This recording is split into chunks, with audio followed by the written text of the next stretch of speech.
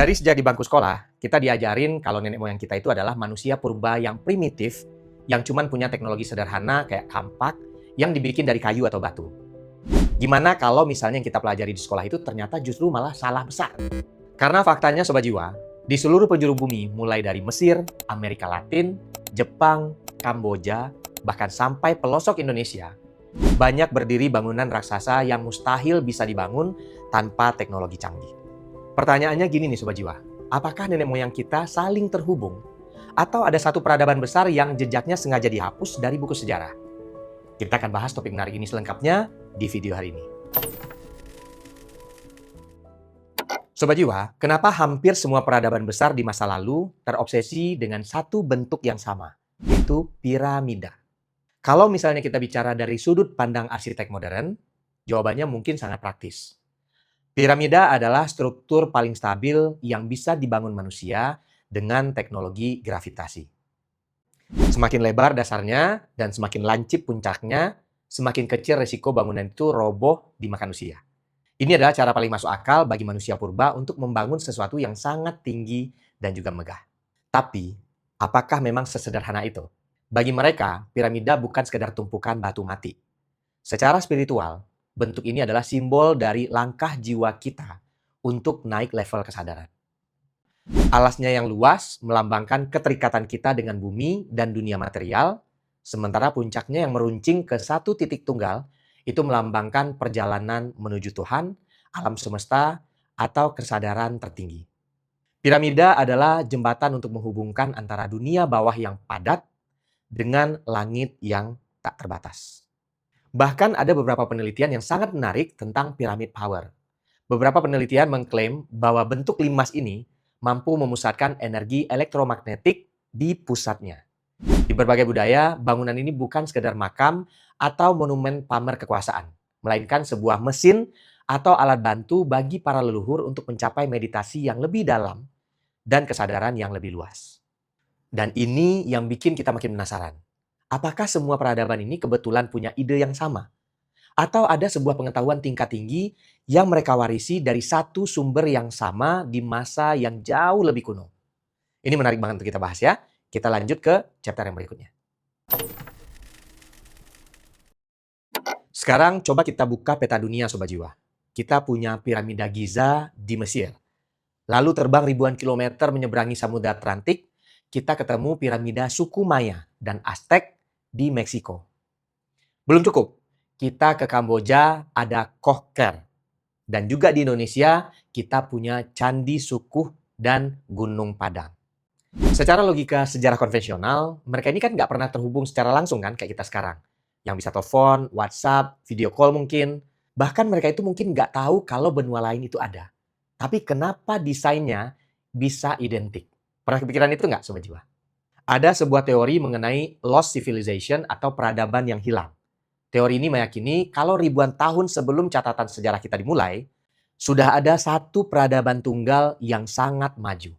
Ketika peradaban besar ini hancur karena bencana global, orang-orang yang selamat menyebar ke berbagai belahan dunia.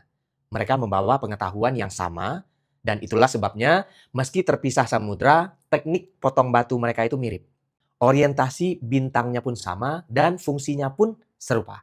Apakah mungkin piramida-piramida ini adalah monumen peringatan atau kapsul waktu yang sengaja ditinggalkan peradaban yang hilang tersebut?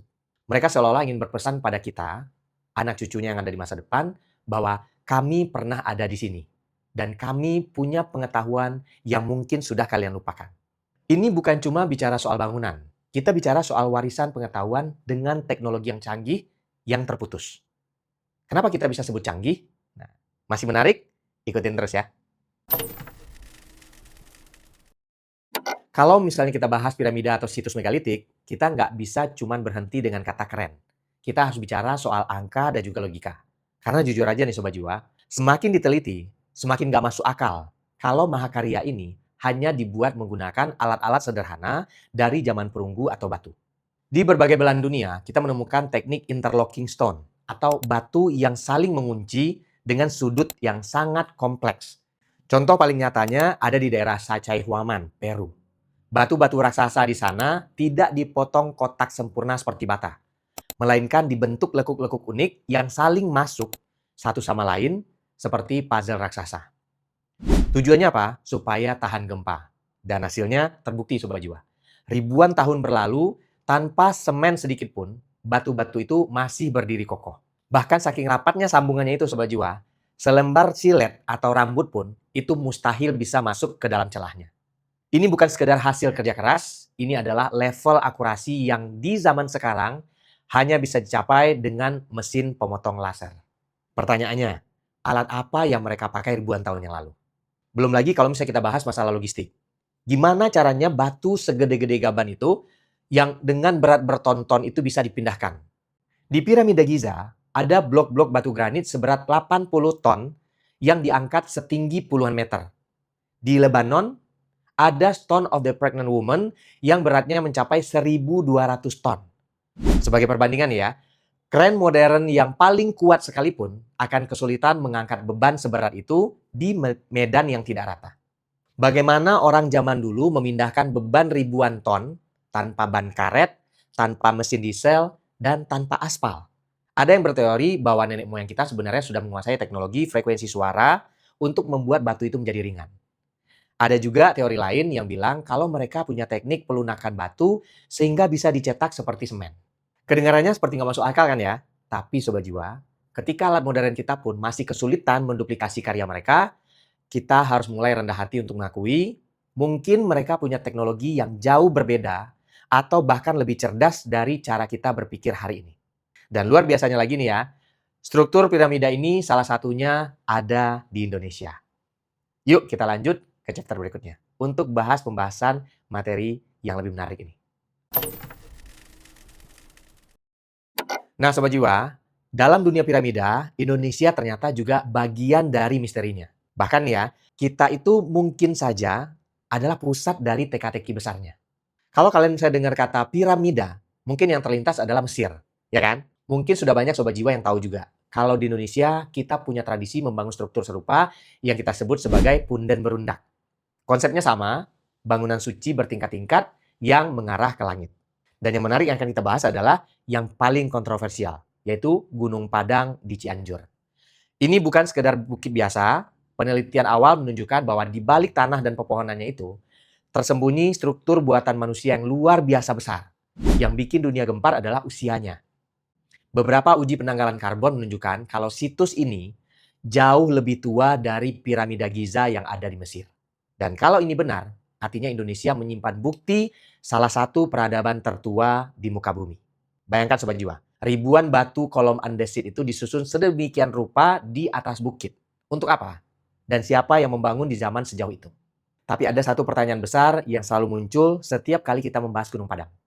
Kalau memang ini merupakan penemuan terbesar abad ini, kenapa ekskavasinya selalu jalan di tempat? Kenapa kesannya itu adalah hal yang ditutup-tutupi? Disinilah kita masuk ke ranah yang lebih gelap. Banyak yang percaya ada konspirasi politik dan kepentingan global yang mencoba menahan kebenaran tentang Gunung Padang. Kenapa coba?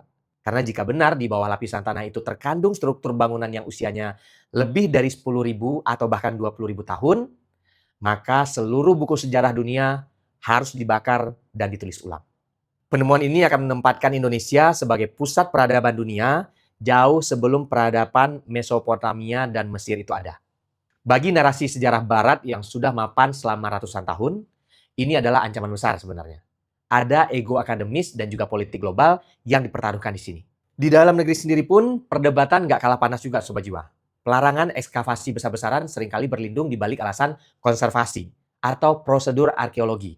Tapi bagi para pendukung teori peradaban kuno, ini terlihat seperti upaya sistematis untuk membungkam potensi kebenaran. Ada yang menduga di dalam Gunung Padang itu tersimpan teknologi masa lalu atau bahkan harta karun pengetahuan yang bisa mengubah tatanan ekonomi dan juga energi dunia. Apakah ini murni masalah birokrasi atau ketelitian ilmiah? Atau sebenarnya memang ada instruksi dari atas untuk membiarkan Gunung Padang tetap menjadi bukit yang tenang supaya rahasia besar di dalamnya tidak memicu kekacauan pada tatanan sejarah yang sudah kita percaya selama ini. Di Gunung Padang, kita tidak cuma berhadapan dengan tumpukan batu aja Sobat Jiwa. Tapi kita berhadapan dengan tembok besar kepentingan yang nggak ingin dunia tahu siapa kita sebenarnya di masa lalu. Oke, kita tinggalkan dulu sejenak Gunung Padang. Kemudian kita akan geser ke Jawa Tengah, di mana di sana ada Candi Sukuh di lereng Gunung Lawu. Begitu kalian lihat bentuknya, kalian pasti bakalan langsung shock juga. Bentuknya bukan seperti candi-candi di Indonesia pada umumnya yang penuh dengan stupa atau ukiran rumit. Candi Sukuh adalah piramida terpotong yang kalau kita jejerkan fotonya dengan piramida suku Maya di Meksiko, itu kemiripannya sangat identik. Padahal secara sejarah resmi, nggak ada catatan kalau nenek moyang kita itu pernah berlayar sampai ke Amerika Tengah atau sebaliknya. Belum lagi kalau misalnya kita bicara soal Candi Borobudur. Meskipun kita mengenalnya sebagai Candi Buddha, struktur dasarnya adalah punden berundak raksasa. Ini adalah bukti kalau kearifan lokal kita dalam membangun struktur piramida sudah mendarah daging sejak zaman dahulu. Kenapa ini penting dibahas Sobat Jiwa? Karena seringkali kita merasa peradaban kita tertinggal. Tapi bukti-bukti megalitik di Nusantara ini bicara hal yang berbeda. Indonesia itu punya jejak teknologi dan spiritualitas masa lalu yang sama megahnya dengan bangsa lain sebenarnya. Kita bukan sekedar pengikut, dan mungkin saja kita adalah salah satu pemegang kunci asli dari rahasia piramida dunia yang hilang itu. Sobat Jiwa, setelah melihat presisi batu piramida yang menantang logika modern saat ini, hingga misteri Gunung Padang yang ada di negeri kita sendiri, satu pertanyaan besar tersisa. Apa artinya semua ini bagi kita sekarang? Pertama, kita bisa memilih untuk percaya bahwa semua ini hanyalah kebetulan arsitektur.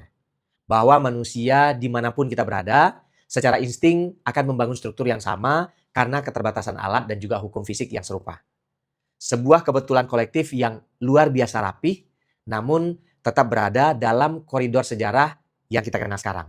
Atau bisa jadi yang kedua, kita mulai berani mengakui bahwa kita sedang melihat kepingan puzzle dari sebuah masa lalu yang hilang. Bahwa ribuan tahun sebelum kita mengenal teknologi digital, sudah ada peradaban yang jauh lebih harmonis dengan alam, yang memahami frekuensi, energi, dan juga struktur semesta dengan cara yang belum bisa kita pahami hari ini. Mereka meninggalkan monumen-monumen ini bukan mau pamer kekuasaan, tapi sebagai kapsul waktu, supaya kita nggak lupa siapa diri kita yang sebenarnya. Sejarah mungkin saja bisa ditulis oleh mereka yang menang, atau mereka yang memegang kendali atas narasi. Tapi bangunan-bangunan ini, dari piramida Gaza sampai ke puncak Gunung Padang, akan tetap berdiri di sana, menantang setiap generasi untuk mencari jawaban yang lebih jujur. Dunia ini jauh lebih tua dan jauh lebih misterius dari apa yang tertulis di lembar-lembar buku sekolahnya kita. Nah sekarang, keputusan sepenuhnya ada di tangan kita semua Sobat Jiwa. Ada di tangan kamu juga. Apakah kamu memilih untuk tetap nyaman dengan narasi yang sudah ada? Atau kamu siap membuka pikiran bahwa mungkin ya, kita pernah menjadi jauh lebih hebat dari yang kita bayangkan sebelumnya. Coba tulis pendapat kamu di kolom komentar Sobat Jiwa. Apakah ini teknologi masa lalu yang hilang? Atau murni kerja keras dari nenek moyang kita? Terima kasih untuk semua Sobat Jiwa yang sudah menyimak video ini hingga habis. Teruslah mencari, teruslah melangkah untuk menemukan jati diri kita, yaitu bangsa Indonesia. Sampai jumpa di Langkah Jiwa berikutnya.